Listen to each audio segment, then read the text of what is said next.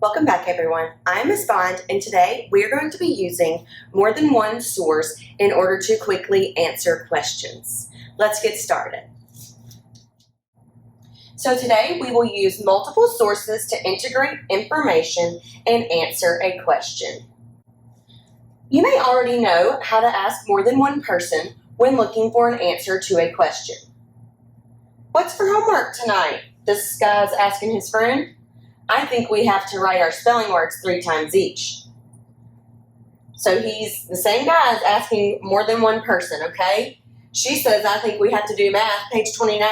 So there are times where we may take into consideration what more than one source may say. When searching for information to answer a question or to solve a problem, you can use just one source. You could use just the computer if you wanted to, but it's more effective to use multiple sources and put all the information together so that you can get the best understanding of the material.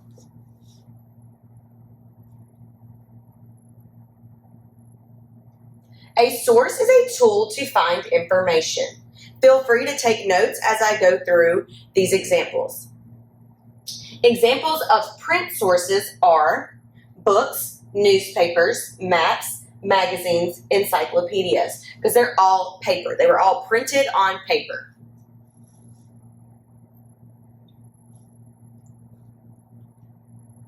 Examples of digital sources are websites, videos, digital maps, digital photos, or digital graphs.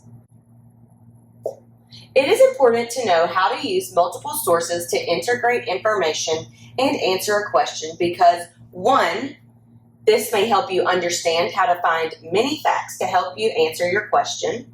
And for 2, if you check multiple sources, you'll be less likely to gather false information. And this goes back to our essential question, which is how or why is this important to use more than one source when we're gathering information?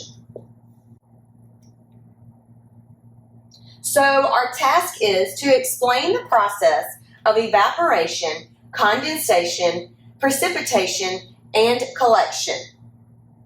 This information was given from a website. Let's read it together. Evaporation occurs when water is heated and it turns into water vapor or steam. When this water vapor in air turns cold, it turns back to liquid in the form of clouds. This is called condensation. When the clouds become heavy enough, the water falls back to land in the form of rain, hail, snow, or sleet. This is called precipitation. Then we have a digital photo to kind of give us an example of what this might look like. This is from a news article or a newspaper article. It has been raining in Chicago, Illinois this year in a way we have never seen.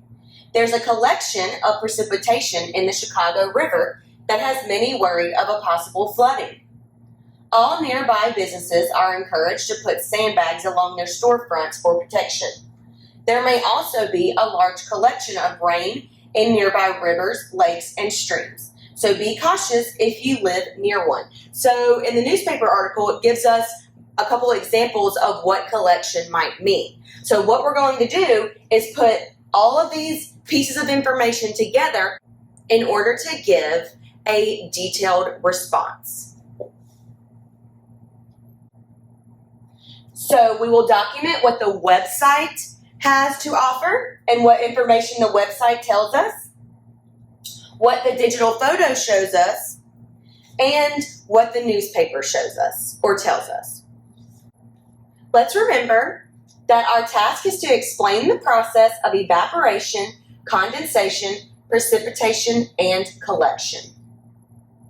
So I want you to look back at your website, and I want us to read what it says again, and then we're going to explain what evaporation is in our own words in the chart. Okay? So go ahead and read that now.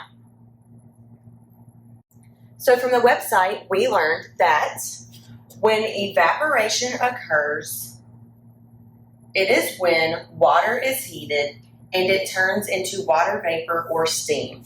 And we can see this image goes with the information that we read on the website. It's got steam coming out of the coffee pot or the tea kettle. So if the steam's coming out, this water must be getting heated, right? It says when water is heated. So I want you to go ahead and add that to your chart. And the digital photo shows us what that steam might look like or water vapor might look like and what type of situation we might see it in.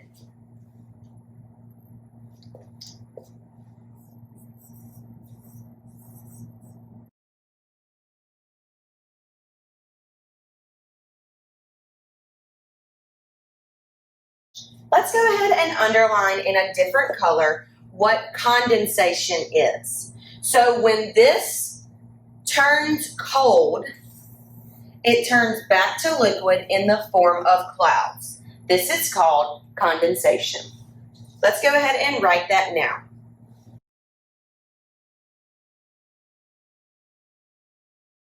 And we still need to document from the website what precipitation is. We're going to do that in a different color.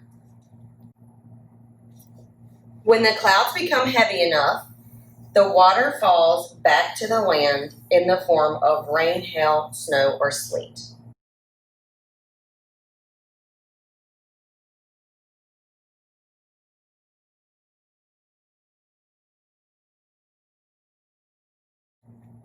It has been raining in Chicago, Illinois this year in a way we have never seen.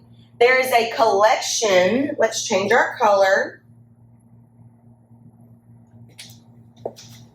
There is a collection, you guys know what collection means, right? It's all coming together in one location of precipitation in the Chicago River that has many worried of a possible flooding. You guys have seen a flood before. When it floods, water collects all in the same spot, creating a deep, deep puddle. All nearby businesses are encouraged to put sandbags along their storefronts for protection. There may also be a large collection of rain in nearby rivers, lakes, and streams. So be cautious if you live near one. So, using the information that we pulled from the newspaper article, we can infer that collection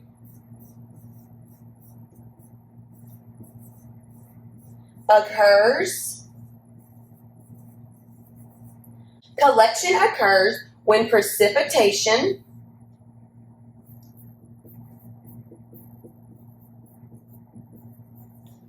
gathers